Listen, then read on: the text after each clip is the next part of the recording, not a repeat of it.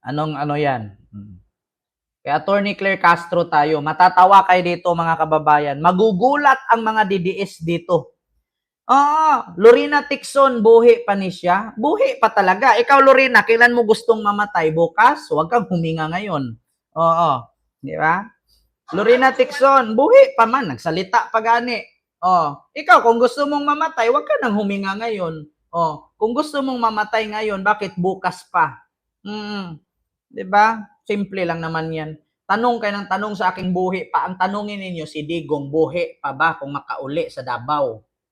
Di ba? Dito tayo kay mga kababayan. Kay Attorney Claire Castro, gulat. Nagulat ang mga DDS sa sinagot ni Attorney Claire Castro, mga kababayan. Saan na ba yun? Anong pangalan dito? Ito na, mga kababayan. Hindi po siya yung tipong tutulog-tulog pag nag-live.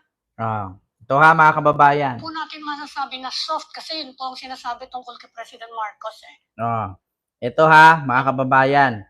Pakinggan ninyo. Strongly worded. Let us... Ito. Nawala na yung unity. Nakita po talaga namin na mas dumami po yung fake news.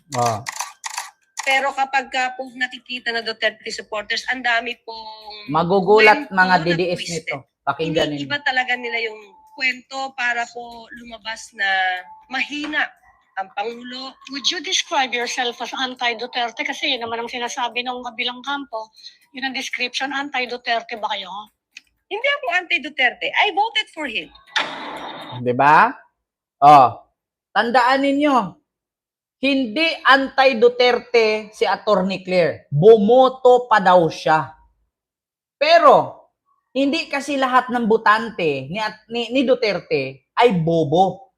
Yung iba nagising na. Yung mga nanatili sa kanya ngayon, yan yung mga tanga. Diba? Biruin ninyo nakakahiya naman ipaglalaban mo. Halimbawa si Attorney Claire Castro, nakakahiya bilang abogado. Diba?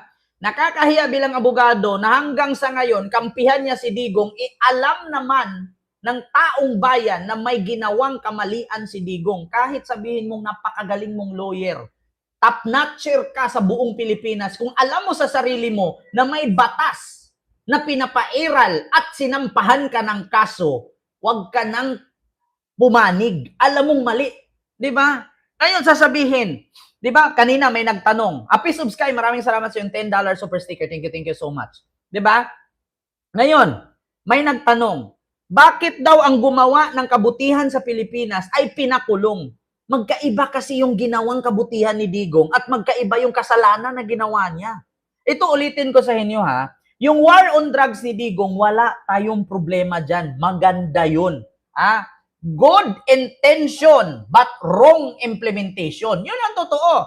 Tama yung pagpapaano ni Digong ng war on drugs na patayin ang mga adik para walang mabiktima. Pero wala sa saligang batas, mga kababayan, na kapag nakita kang nag-hit-hit, nagbenta, gumamit, papatayin ka. Sinong magaling na abogado mag-comment dyan kung meron bang article diyan at section ano ba yan sa Philippine Constitution na kapag nakita kang nagshabu, shoot to kill ka. Sinong abogadong nanood sa akin ngayon paki-comment? Di ba? Na meron ba sa batas na pag nakita kang nagnakaw ng mangga, barilin ka? Meron ba sa batas na pag nakita kang nangyut ka ng hayop ay babarilin ka? Kahit anong krimen sa Pilipinas, kung makakagawa ka, arestuhin, kasuhan, litisin. Yun ang totoo. Di ba? Ang problema lang kasi sa inyo, nakita nyo nang nakakulong. Nakita nyo na inaresto, lagi ninyong i-manipulate yung kapwa ninyong bobong DDS na walang kasalanan si Digong.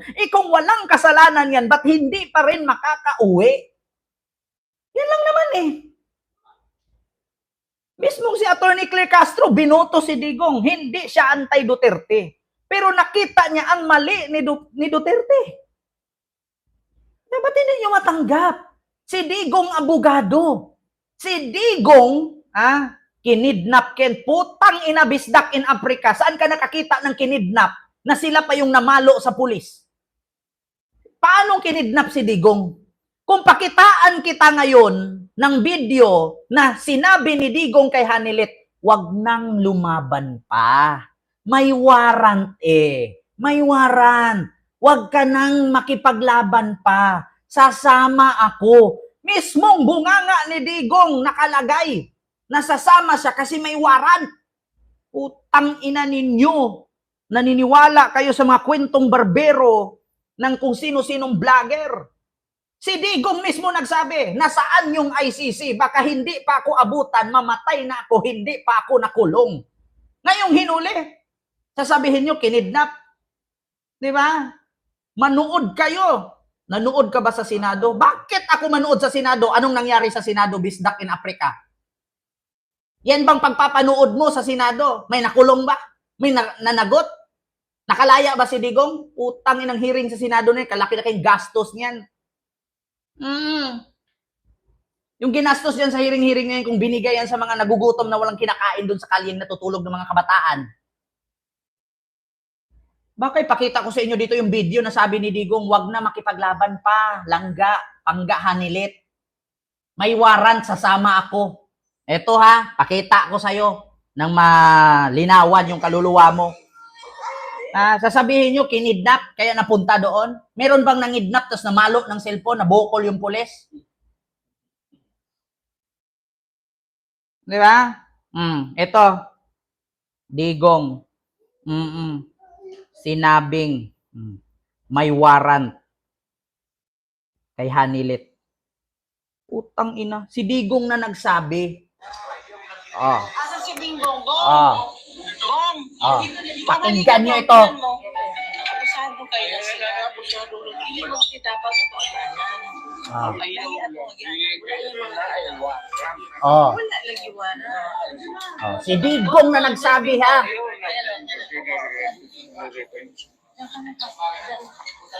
Masakay tayo lahat.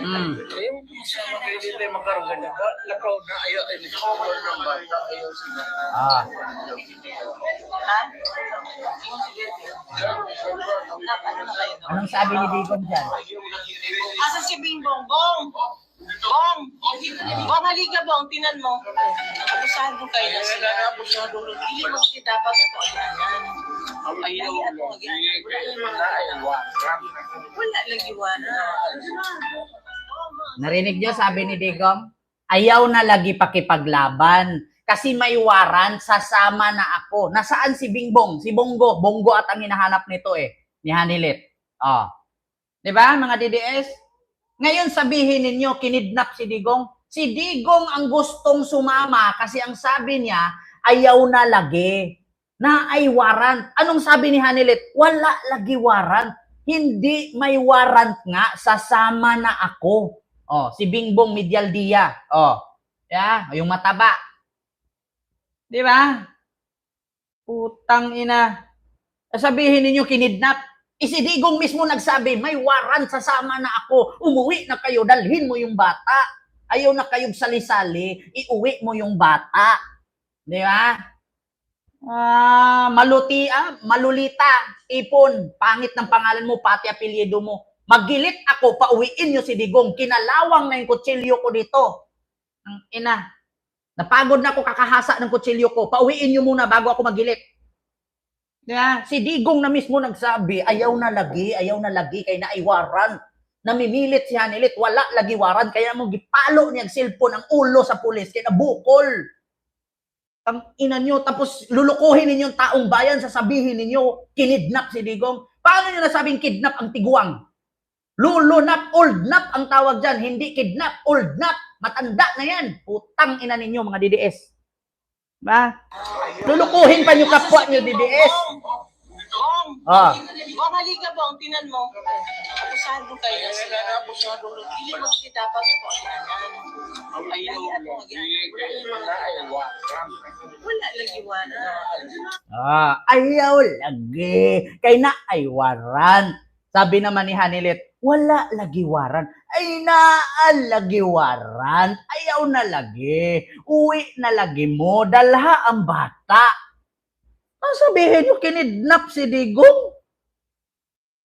Putang ina ninyong lahat. Sinong pinagluluko ninyo? Yung video na nagsalita si Digong at si Hanilet o yung kwento-kwento ng mga vlogger dyan sa DDS? Paano nasabing kinidnap? Si Digong mismo ang sumama kay nakita niya, binasahan siya ng waran ni General Torre. The third na bagong promote lang. Sabihin ninyo ngayon, walang waran, kinidnap si Digong. Luklo! Ang bubobo ninyo. Ang ina nyo, nagpapaniwala na naman kayo. Sinong vlogger dyan? Pareaksyonan ninyo ito.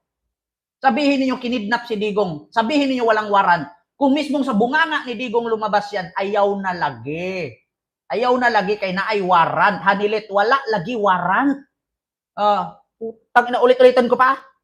Dipuga kayo. Asa si Bing Bong? Bong! Ah. Bong!